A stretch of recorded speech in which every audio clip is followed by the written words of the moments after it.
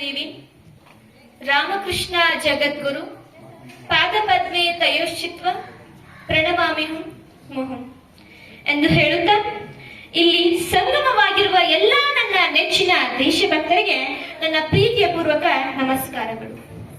ಭಾರತ ಎಂಬ ನಾಮವೇ ರೋಮಾಂಚನವನ್ನುಂಟು ಮಾಡುವಂಥದ್ದು. ಸಂಸ್ಕೃತದಲ್ಲಿ ಭಾ ಎಂದರೆ ಜ್ಞಾನ, ರಥ ಎಂದರೆ ಪ್ರೀತಿ. ಅಂದ್ರೆ ನಮ್ಮ ಭಾರತ ದೇಶ ಜ್ಞಾನವನ್ನ ಪ್ರೀತಿಸುವಂತಹ ದೇಶವಾಗಿದೆ. ಸ್ನೇಹಿತರೆ, ನಮ್ಮ ಭಾರತ ದೇಶ ಸಹಸ್ರಾರು ವರ್ಷಗಳ ಸನಾತನ ಸಂಸ್ಕೃತಿಯನ್ನ ಹೊಂದಿರುವ ದೇಶ. ವೇದ, ಉಪನಿಷತ್ತು, ರಾಮಾಯಣ, ಮಹಾಭಾರತ ಎಂಬ ಪವಿತ್ರ ಗ್ರಂಥಗಳು ಸೃಷ್ಟಿ ಆಗಿರುವ ದೇಶ. Doctor B R. ಅಂಬೇಡ್ಕರ್, ಭಗವಾನ್ ಬುದ್ಧ, ಭಗವಾನ್ ಮಹಾವೀರ, ಬಸವಣ್ಣ, ಸ್ವಾಮಿ ವಿವೇಕಾನಂದರು ಎಂಬ ದಿವ್ಯ ಚೇತನಗಳಿಗೆ ಜನ್ಮ ನೀಡಿರುವ ದೇಶ ನಮ್ಮದು. ಹಲವಾರು ಅಕ್ರಮಗಳ ಹೊಡೆತಕ್ಕೆ ಸಿಲುಕಿಯೂ ವೈವಿಧ್ಯತೆಯಲ್ಲಿ ಏಕತೆ, ಯೂನಿಟಿ ಇನ್ ಡೈವರ್ಸಿಟಿ ಎಂಬ ತತ್ವಕ್ಕೆ ಅಂಟಿಕೊಂಡಿರುವ ಅನನ್ಯ ದೇಶ ನಮ್ಮದು. ಸ್ನೇಹಿತರೆ, ಇಲ್ಲಿ ಸೇರಿರುವ ಎಲ್ಲಾ ನನ್ನ ನೆಚ್ಚಿನ ಬಂಧುಗಳಿಗೆ 77ನೇ ಗಣರಾಜ್ಯೋತ್ಸವದ ಶುಭಾಶಯಗಳನ್ನ ಕೋರುತ್ತೇನೆ. ಈ ಒಂದು ಪವಿತ್ರವಾದ ಸಂದರ್ಭದಲ್ಲಿ ನನ್ನ ದೇಶದ ಯಶೋಗಾಥೆಯೊಂದನ್ನ ಧ್ಯಾನಿಸೋಣ. ಇದು ಅಂತಿಂತ ಕಟ್ಟುಕತೆಯಲ್ಲ. ಭಾರತದ ಸಾರ್ವಭೌಮತೆಗೆ ಧಕ್ಕೆ ಬಂದಾಗ ಮರೆಯಲಾಗದ ತಕ್ಕ ತಿರುಗೇಟು ನೀಡಿರುವ ಹೆಮ್ಮೆಯ ಕಥೆಯಾಗಿದೆ. ಧರ್ಮದ ಹೆಸರನ್ನ ಕೇಳಿಕೊಂಡು ಭಾರತೀಯ ಹೆಣ್ಣು ಮಕ್ಕಳ ಸಿಂಧೂರವನ್ನ ಅಳಿಸಿದಕ್ಕೆ ಪ್ರತಿಫಲವಾಗಿ ಈ ನಮ್ಮ ಭಾರತದ ಜನರು ಈ ಆಪರೇಷನ್ ಸಿಂಧೂರವೆಂಬ ಕಾರ್ಯಾಚರಣೆಯನ್ನ ನಡೆಸಿದ್ದಾರೆ. ಸ್ನೇಹಿತರೆ, ನಿಮಗೆಲ್ಲರಿಗೂ ಒಂದು ಸವಿನಯ ಪ್ರಾರ್ಥನೆ. ಆ ಪಕ್ಷ ಈ ಪಕ್ಷವೆಂಬ ಕೊಳಕು ತತ್ವಕ್ಕೆ ಅಂಟಿಕೊಳ್ಳದೆ ಗುಣಪಕ್ಷಪಾತಿಗಳಾಗಿ ಈ ಕಥಾ ಸಾಗರದಲ್ಲಿ ಈಜಾಡೋಣ ಬನ್ನಿ. 1947, 1965, 1999ರಲ್ಲಿ ಪಾಕಿಸ್ತಾನ ಭಾರತದ ಮೇಲೆ ದಾಳಿ ಮಾಡ್ತಾನೆ ಬರ್ತಾ ಇತ್ತು ಮತ್ತು ಸೋಲನ್ನು ಅನುಭವಿಸ್ತಾನೆ ಇತ್ತು. ಈ ಸಲ 2025ರಲ್ಲೂ ಕೂಡ ಪಾಕಿಸ್ತಾನ ಭಾರತದ ಮೇಲೆ ದಾಳಿ ನಡೆಸುತ್ತೆ. ಏಪ್ರಿಲ್ 22ರಂದು ಪಹಲ್ಗಾಮ್ನಲ್ಲಿ 26 ಮುಕ್ತ ಮನಸ್ಸಿನ ನಾಗರಿಕರ ಜೀವವನ್ನ ಬಲಿ ತೆಗೆದುಕೊಂಡಿತು ಆ ಪಾಕಿಸ್ತಾನದ ಭಯೋತ್ಪಾದಕರು. ಈ ಕಾರ್ಯಾಚರಣೆಗೆ ನಾವು ಆಪರೇಷನ್ ಸಿಂಧು ಎಂದೇ ಹೆಸರಿಡಲು ಕಾರಣವೇನೆಂದರೆ, ಭಾರತದ ಸಂಸ್ಕೃತಿಯಲ್ಲಿ ಸಿಂಧೂರವನ್ನ ವಿವಾಹಿತ ಮಹಿಳೆಯರು ತಮ್ಮ ಹಣೆಯ ಮೇಲೆ ಇಟ್ಟುಕೊಳ್ಳುತ್ತಾರೆ. ತಮ್ಮ ಹಣೆಯ ಮೇಲೆ ಸಿಂಧೂರವನ್ನ ಇಟ್ಟುಕೊಳ್ಳುವುದು ನಮ್ಮ ಭಾರತ ದೇಶದ ಸಂಸ್ಕೃತಿಯಾಗಿದೆ. ಈ ಒಂದು ಭಯೋತ್ಪಾದಕ ಚಟುವಟಿಕೆಯಲ್ಲಿ ತೀರಿಕೊಂಡಿರುವ ಪತಿಯರ ಪತ್ನಿಯರಿಗೆ ಗೌರವವನ್ನ ಸೂಚಿಸಲು ಮತ್ತು ಅವರ ನೋವಿಗೆ ನ್ಯಾಯವನ್ನ ಒದಗಿಸಲು ಈ ಕಾರ್ಯಾಚರಣೆಗೆ ಆಪರೇಷನ್ ಸಿಂಧು ಎಂದು ಹೆಸರಿಡಲಾಗಿದೆ. ನಿಯಂತ್ರಣ ರೇಖೆಯಾದ್ಯಂತ ಮತ್ತು ಪಾಕಿಸ್ತಾನದೊಳಗಿನ ಆಳವಾಗಿ ಭಯೋತ್ಪಾದಕರ ಮೂಲ ಸೌಕರ್ಯಗಳನ್ನ ನಾಶಪಡಿಸಲು ದಂಡನಾತ್ಮಕ ಮತ್ತು ಗುರಿಯಾಗಿಟ್ಟುಕೊಂಡಿರುವ ಅಭಿಯಾನವಾಗಿ ಈ ಆಪರೇಷನ್ ಸಿಂಧೂರ್ ಎಂಬ ಕಾರ್ಯಾಚರಣೆಯನ್ನ ನಡೆಸಲಾಗಿದೆ. ಈ ಒಂದು ಕಾರ್ಯಾಚರಣೆಯಲ್ಲಿ ನಮ್ಮ 3 ಸೇನಾಪಡೆಗಳು ಭಾಗವಹಿಸಿದ್ದವು. ಭೂಸೇನೆ, ವಾಯುಸೇನೆ, ನೌಕಾಸೇನೆ. 3 ಸೇನಾಪಡೆಗಳು ಜನನೀ ಜನ್ಮಭೂಮಿಶ್ಯ ಸ್ವರ್ಗಾನಪಿ ಗರೀಯಸಿ ಎಂದರೆ ಆ ಪಾಕಿಸ್ತಾನದ ಎದೆಯಲ್ಲಿ ನಡುಕ ಹುಟ್ಟಿಸುವಂತಿರುವ ಭಾರತದ ಪ್ರಧಾನಿಯವರು ಇದು ಯುದ್ಧದ ಕಾಲವಲ್ಲ, ಆದರೆ ಉಗ್ರವಾದವನ್ನ ಸಹಿಸುವುದಿಲ್ಲ. Punishment will be beyond imagination. ಯಾರ್ಯಾರು ಈ ಭಯೋತ್ಪಾದಕ ಚಟುವಟಿಕೆಯಲ್ಲಿ ತೊಡಗಿದ್ದಾರೋ, ಈ ಕೃತ್ಯವನ್ನ ಯಾರ್ಯಾರು ಎಸಗಿದ್ದಾರೋ ಅವರೆಲ್ಲರನ್ನ ಈ ಭೂಮಂಡಲದಿಂದ ಅಳಿಸುವ ಕಾರ್ಯವನ್ನ ನಾವು ಮಾಡೇ ಮಾಡ್ತೀವಿ ಅಂತ ಪಾಕಿಸ್ತಾನಕ್ಕೆ ಎಚ್ಚರಿಕೆಯನ್ನ ನೀಡಿದ್ದರು. ನಮ್ಮ ಭಾರತದ ಮಹಾನ್ ವ್ಯಕ್ತಿಗಳಾಗಿರುವ air marshal PM Sinha, rear admiral Monty Khanna, ಅದೇ ರೀತಿ ರಾಜೀವ್ ರಂಜನ್ ವರ್ಮಾ, ವೆಂಕಟೇಶ್ ವರ್ಮಾ, ಈ ರೀತಿ ಪ್ರಮುಖ ವ್ಯಕ್ತಿಗಳು ಸೇರಿಕೊಂಡು ಪಾಕಿಸ್ತಾನದ ಮೇಲೆ ದಾಳಿ ಮಾಡಲು ಸಭೆಯನ್ನ ಸೇರಿ ಪಾಕಿಸ್ತಾನದ ಯಾವ ಯಾವ ಪ್ರದೇಶಗಳ ಮೇಲೆ ದಾಳಿ ಮಾಡಬೇಕು ಅಂತ ಪ್ಲಾನ್ ಮಾಡ್ತಾರೆ. ಮೇ 7ನೇ ತಾರೀಕಿನಂದು ಪಾಕಿಸ್ತಾನದ ಮೇಲೆ ದಾಳಿ ಮಾಡಬೇಕು ಅನ್ನೋದನ್ನ ನಿರ್ಧಾರ ಮಾಡ್ತಾರೆ. ಮೊದಲು ಪಾಕಿಸ್ತಾನದ 21 ಉಗ್ರ ನೆಲೆಗಳನ್ನ ಆಯ್ಕೆ ಮಾಡಿಕೊಂಡಿರುತ್ತಾರೆ. ಅದರಲ್ಲಿ 9 ಉಗ್ರ ನೆಲೆಗಳನ್ನ ಆಯ್ಕೆ ಮಾಡ್ತಾರೆ.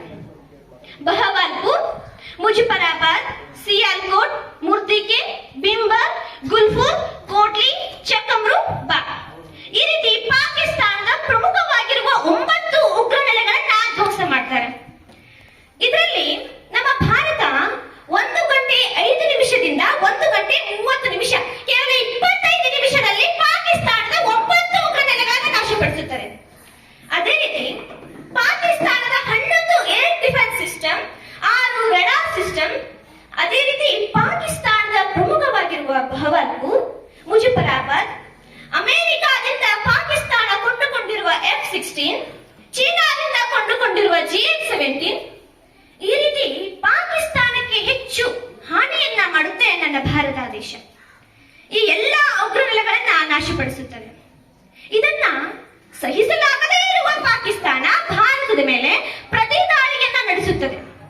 ತನ್ನ ಜನರಿಗೆ ಪಡಿತರ ಗೋಧಿ ಹಿಟ್ಟನ್ನ ನೀಡಲಾಗದೇ ಇದ್ದರೂ, ಜಗತ್ತಿನೆದುರು ಭಿಕ್ಷಾ ಪಾತ್ರ ಹಿಡಿದುಕೊಂಡು ನಿಂತಿದ್ದರೂ, ಸಾಲಾಗಿಲ್ಲ ಮಾಡಿಯಾದರೂ ಭಾರತದ ಮೇಲೆ 400 ಡ್ರೋನ್ಗಳ ದಾಳಿ ಮಾಡುತ್ತೆ. ದೀಪಾವಳಿ ಪಟಾಕಿಗಳಂತೆ ಆ ಪಾಕಿಸ್ತಾನದ 400 ಡ್ರೋನ್ಗಳು ನಮ್ಮ ಆಗಸದಲ್ಲಿ ಹಾರಾಡುತ್ತಿದ್ದವು. ನಮ್ಮ ಭಾರತ ದೇಶ ಆಗಸದಲ್ಲಿ ಹಾರಾಡುತ್ತಿರುವ ಆ 400 ಡ್ರೋನ್ಗಳನ್ನ ಆಗಸದಲ್ಲೇ ಧ್ವಂಸ ಮಾಡಿಬಿಡುತ್ತದೆ. ಇದರ ಮೂಲಕ ತಿಳಿದುಕೊಳ್ಳಬೇಕು ಪಾಕಿಸ್ತಾನದ ಸಾಮರ್ಥ್ಯ ಹಾಗೂ ನನ್ನ ಭಾರತ ದೇಶ ಯಾವ ರೀತಿ ಮುಂದುವರೆದಿದೆ ಅನ್ನೋದನ್ನ. ಇದೆಲ್ಲವನ್ನ ಧ್ವಂಸ ಮಾಡಲು ನಮ್ಮ ಭಾರತ ದೇಶ S-400 ಅನ್ನ ಯೂಸ್ ಮಾಡಿರುತ್ತೆ. ಇದು 600 ಕಿಲೋಮೀಟರ್ ದೂರದವರೆಗಿನ ಡ್ರೋನ್ಗಳನ್ನ ಪತ್ತೆ ಹಚ್ಚಿ 400 ಕಿಲೋಮೀಟರ್ ದೂರದಲ್ಲೇ ಅವುಗಳನ್ನ ಧ್ವಂಸ ಮಾಡುತ್ತೆ. ನಾವು ಇದನ್ನ ರಷ್ಯಾದಿಂದ ಪಡ್ಕೊಂಡಿದ್ದೀವಿ. ಇನ್ನು ನಮ್ಮ ದೇಶದಲ್ಲೇ ತಯಾರಿಸಿರುವ ಆಕಾಶ್, ಇದನ್ನು ಕೂಡ ಬಳಸಿಕೊಂಡಿದ್ದೇವೆ. ಬ್ರಹ್ಮೋಸ್, ಸುಕೋಯ್, MiG-29, MRSAM, ಈ ರೀತಿ ಹಲವಾರು ಕ್ಷಿಪಣಿಗಳನ್ನ ಬಳಸಿಕೊಂಡು ಆ ಆಟಿಕೆಗಳಂತಿರುವ ಪಾಕಿಸ್ತಾನದ ಡ್ರೋನ್ಗಳನ್ನ ಧ್ವಂಸ ಮಾಡಲಾಗುತ್ತದೆ. ಇದನ್ನ ನೋಡಿರುವ ಪಾಕಿಸ್ತಾನ ಹೆದರಿಕೊಂಡು ಕದನ ವಿರಾಮಕ್ಕೆ ಅಮೆರಿಕಾಗೆ ಅಂಗುಲಾಚಿತು. ನನ್ನ ದೇಶವೂ ಕೂಡ ಕದನ ವಿರಾಮಕ್ಕೆ ಒಪ್ಪಿಕೊಂಡಿತು. ನನ್ನ ದೇಶ ಕದನ ವಿರಾಮಕ್ಕೆ ಒಪ್ಪಿಕೊಂಡಿದ್ದರಲ್ಲಿ ಯಾವ ವಿಶೇಷತೆಯೂ ಇಲ್ಲ.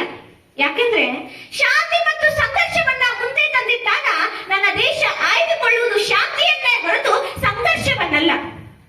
ನನ್ನ ಭಾರತ ದೇಶ ವಸುದೈವ ಕುಟುಂಬಕವೆಂಬ ಸಿದ್ಧಾಂತವನ್ನ ಪಾಲಿಸುತ್ತದೆ.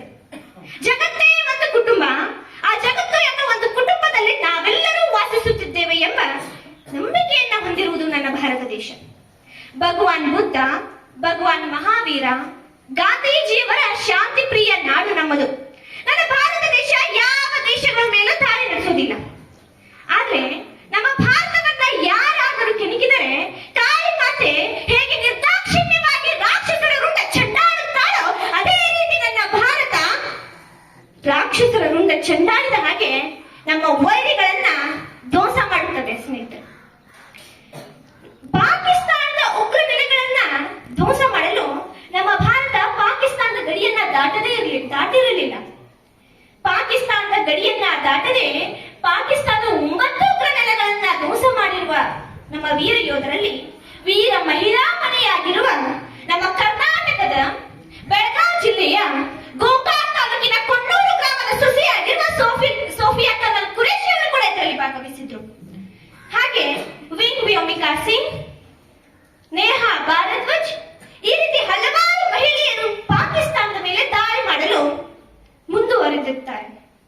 ಸ್ನೇಹಿತರೆ, ಪಾಕಿಸ್ತಾನ ಹೆಣ್ಣು ಮಕ್ಕಳನ್ನ ತುಚ್ಛವಾಗಿ ಕಂಡಿತಲ್ಲ, ಅದೇ ಹೆಣ್ಣು ಮಕ್ಕಳ ಮೂಲಕ ನಾವು ಪಾಕಿಸ್ತಾನಕ್ಕೆ ಸೂಕ್ತ ಉತ್ತರವನ್ನ ಕೊಟ್ಟಿದ್ದೇವೆ. ಸ್ನೇಹಿತರೆ, ನನ್ನ ಭಾರತ ದೇಶ ಪಾಕಿಸ್ತಾನದ ಮೇಲೆ ಅಷ್ಟೊಂದೆಲ್ಲ ದಾಳಿ ನಡೆಸಿದೆ, ಆದ್ರೆ ಒಂದೇ ಒಂದು ನಾಗರಿಕರ ಜೀವವನ್ನ ಹಾನಿ ಮಾಡಿಲ್ಲ, ಯಾವೊಬ್ಬ ನಾಗರಿಕರನ್ನು ಸಾಯಿಸಿಲ್ಲ.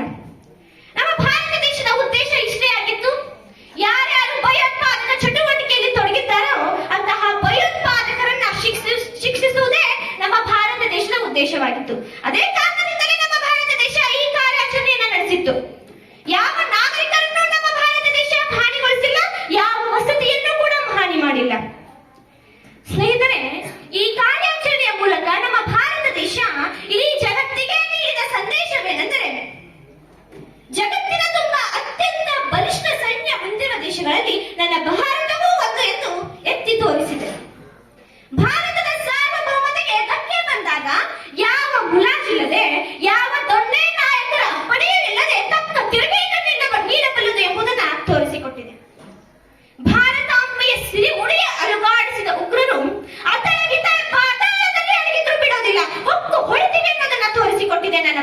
ದೇಶ.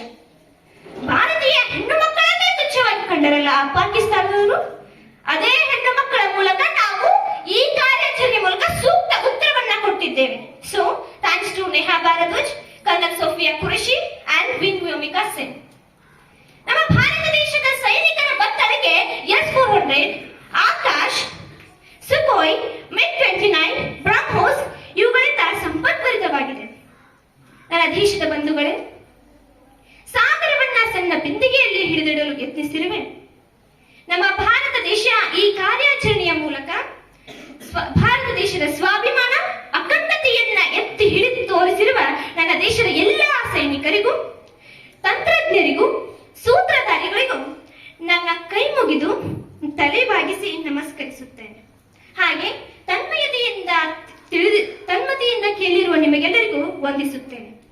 ಸ್ನೇಹಿತರೆ, ಸ್ವಾತಂತ್ರ್ಯದ ಸಂದರ್ಭದಲ್ಲಿ ತಾಯಿ ನೆಲವನ್ನ ಸ್ಮರಿಸುತ್ತಾ ಹಿಂದೂ, ಮುಸ್ಲಿಂ, ಕ್ರಿಶ್ಚಿಯನ್, ಸಿಖ್, ಬುದ್ಧ, ಜೈನ, ಪಾರ್ಸಿಗಳೆಲ್ಲರ ಆಶ್ರಯದಾತ ಈ ಭೂಮಿ ತಾಯಿ, ಈ ಭಾರತ ಮಾತೆ. ಸಮಾನತೆಯ ಹರಿಕಾರ, ಪ್ರಜಾಕ್ರಾಂತಿಯ ಧೀಮಂತ ಬಸವಣ್ಣ ಜನಿಸಿತು ಈ ತಾಯಿಯ ಮಡಿಲಿನಲ್ಲಿ. ವಿಶ್ವ ದಾರ್ಶನಿಕ ಸಾಂಸ್ಕೃತಿಕ ರಾಯಭಾರಿ ಸ್ವಾಮಿ ವಿವೇಕಾನಂದರು ಹುಟ್ಟಿದ್ದು ಈ ನೆಲದಲ್ಲಿ. ಹಿಂದೆಂದೂ ಹುಟ್ಟಿರದ, ಮುಂದೆಂದೂ ಹುಟ್ಟಲು ಅಸಾಧ್ಯವಾದ ಅಂಬೇಡ್ಕರ್ ಎಂಬ ಜ್ಞಾನ ಬೆಳಕಿನ ಕಿಡಿ ಬೆಳಗಿದ್ದು ಈ ತಾಯಿಯ ಮಡಿಲಿನಲ್ಲಿ. ಮಾನವ ಜನಾಂಗದ ಕೌತುಕ ಗಾಂಧಿ ಎಂಬ ಮಹಾತ್ಮ ಬದುಕಿದ್ದುದು ಈ ತಾಯಿಯ ಮಡಿಲಿನಲ್ಲಿ. ಹೆಣ್ಣೆಂಬುದು ದೇವತೆಯಾದದ್ದು ಈ ತಾಯಿಯ ಮಡಿಲಿನಲ್ಲಿಯೇ. ತಂದೆ ತಾಯಿಗಳೇ ದೇವರಾದದ್ದು ಈ ತಾಯಿಯ ಮಹಿಮೆಯಿಂದಲೇ. ಶಾಂತಿ, ಸಹೋದರತೆ, ಭ್ರಾತೃತ್ವಗಳ ಈ ನಿನ್ನ ಮಡಿಲಲ್ಲಿ ಬೆಳೆಯುತ್ತಿರುವ ಅದೃಷ್ಟವಂತರು ನಾವು. ಮೇಲೆ ನೋಡಿದರೆ ಹಿಮರಾಶಿಯ ಕಾಶ್ಮೀರ, ಕೆಳಗೆ ನೋಡಿದರೆ ನೀಲಿ ಸಾಗರದ ಕನ್ಯಾಕುಮಾರಿ, ಪೂರ್ವಕ್ಕೆ ಸಪ್ತ ಸೋದರಿಯ ಸುಂದರ ನಾಡು, ಪಶ್ಚಿಮದಲ್ಲಿ ವಾಣಿಜ್ಯ ನಗರಿಯ ಬೀಡು, ಮಧ್ಯದಲ್ಲಿ ವಿಂಧ್ಯಗಿರಿ. ಅಗೋ ಅಲ್ಲಿ ನೋಡು ಹರಿಯುತ್ತಿದ್ದಾಳೆ ಗಂಗೆ, ಈಗೋ ಇಲ್ಲಿ ನೋಡು ನಲಿಯುತ್ತಿದ್ದಾಳೆ ಕಾವೇರಿ.